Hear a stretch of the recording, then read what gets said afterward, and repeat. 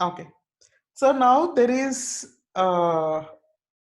one more scenario we have, okay, which is very a bit complicated than this, which we call it as data tables. Okay, what data tables will be doing is for one step. Okay, if you want to send multiple data, it's not for entire scenario. So if you want a data for entire scenario, you use this scenario outline. But if you want to execute your scenario only once, but multiple rows of data needs to be passed as an input to the test or scenario, so then you have to use the data table concept. Okay, so there is a slight difference between this and that. Now I'm just copying the scenario. Okay, I'm just copying the scenario. Verify create new employee uh, with in create multiple employees with a single iteration or single scenario, something like that. Okay. Mm, now I'll change this one a bit. Okay, create employee with data colon. So this is important, colon. After the colon, what do you do is like you provide the data. Okay, whatever the data that you have here, I'll use the same data. Maybe I'll change the names here.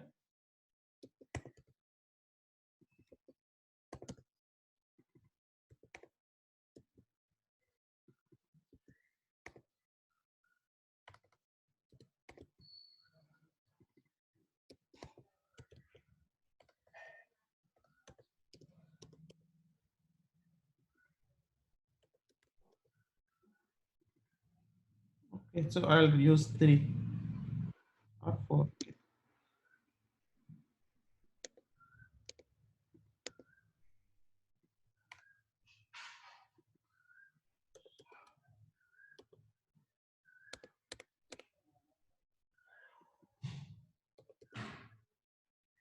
Okay, now you have IDs also. I'll change 16, 20, 38,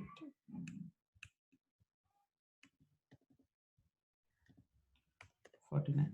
Okay, now this is the data.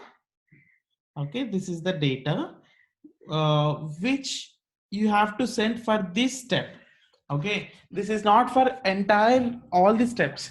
Okay, in the scenario outline, what how it will execute: first it will come here, it will execute; second it will come here, and then it will pick up Bharat 14 and then bharat@gmail.com, and then it sends this data to this step, and remaining steps will be executed.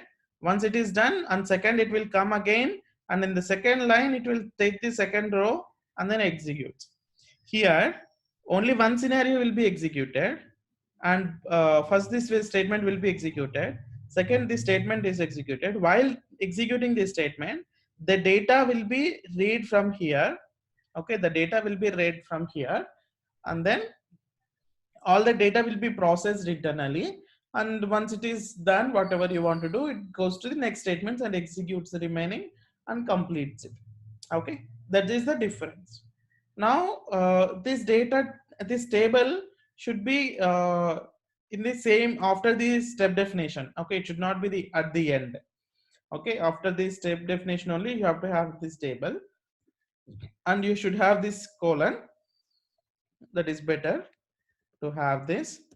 Now I'll just run it once, see that whether it is having the any format issues or not. I'll just check. Okay, there is no format issues. If it is a format issues is there, okay, it will tell you something like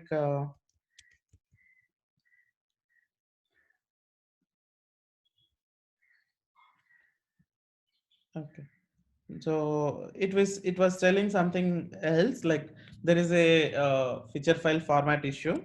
Okay, now what you need to do is you need to add this step definition.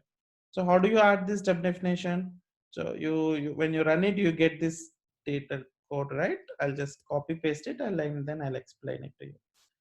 Okay, now you see, I'll just remove all this. Come.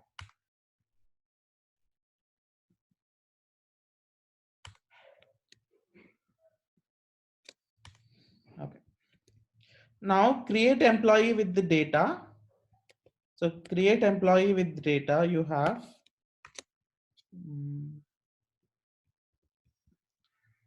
run as Cucumber option. Okay.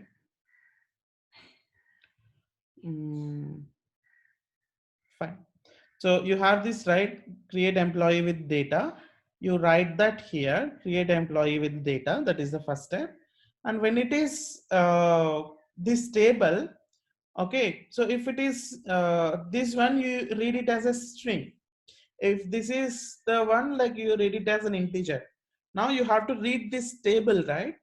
This table you read it as data table. Okay, how it will be defined in your here you don't do anything. Okay, data table. Okay, this is what you are going to read. This data table is available in Cucumber.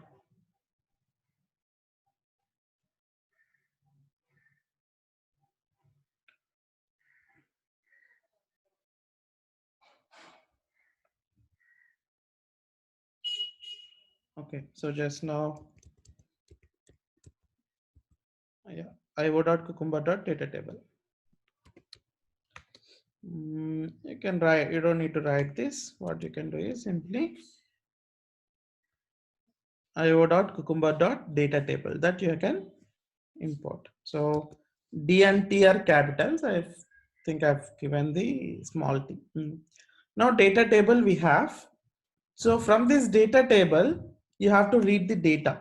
Okay. So tell me, how do you want to read the data from here? Okay. So I want to read, I can do in a different ways. Okay. The different ways are, you know, I'll get first name and then what is the value for the first name ABC, and ID, what is the value for ID 16, and email, what is the email that you have. That is first one row. Okay, and in the second row again, first name is XYZ, ID is 17, email is xyz@gmail.com.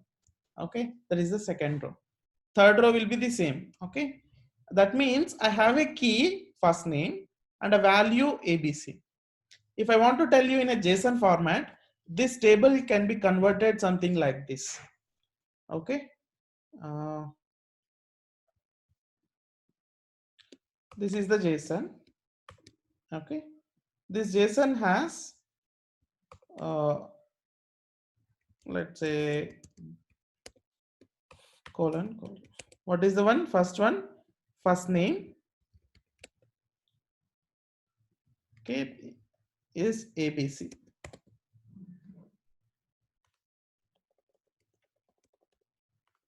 First name is ABC. And this one, second one, what do you have here? ID 16. So ID will be 16. And third one, email. Email is like abc@gmail.com. Okay, abc@gmail.com. So this is one. Okay, this is one JSON. Like that, how many JSONs that can be prepared? 1, 2, 3, 4. 4 JSON objects will be prepared. Okay. These 4 JSON objects are part of, like, these are all there, right? So you can put that into an array. So this is an array of 4 JSONs. That how I can convert. Okay, so but it has to convert in a Java, your Java, right? So here, what I can change here is small things I can do. One, instead of this key value pair, whenever you see, you have to remember maps. Okay, what is the feature of map? This map, let's say this is map 1, map 2, map 3, map 4. Okay, map 1 key is first name and the value ABC. Key is AD 16 and list is key and then this is the value. So this is map 1, map 2, map 3, map 4. These 4 maps I can put it into a array list, or this I'm telling as list, right? Or arrays, right? So you can put it in an array list. So what you can convert this table into list of maps. Okay, map will be the key and value will be, sorry, the map has key and value. Now how can I do that here in employees definition? This data table, first I need to convert into list of maps. Okay, list of maps. That is very straightforward. Those guys, Cucumber guys, thought about these scenarios and then they provided the methods. Okay, so what it is saying is I have as list I can convert, as list type I can provide, or as maps I can use. Okay, see what I have as maps. So when I call as maps, what it is going to return is, it is going to return me the list, okay, of maps. So each map contain string is a key and value is also, then list of rows.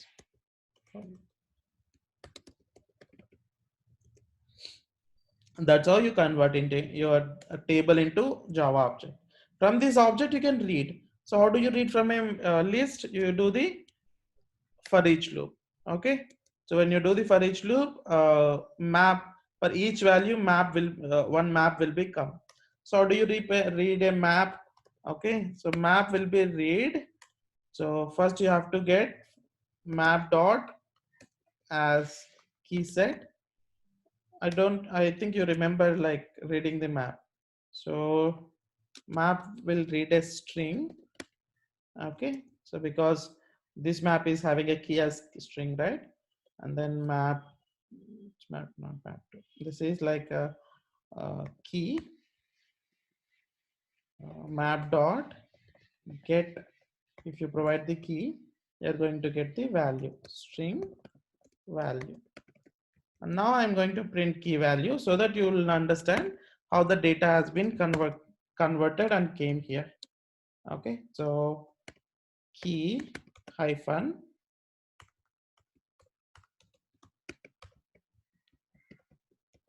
value. Okay, key hyphen value. When I run this program, what it is going to print is first name ABC, ID 16, email ABC at the rate of gmail.com. Okay, after that it is going to print this separator and then the second row will be called. Okay, now where do we run? Employee runner, right click runner as like test engine test. See what happened?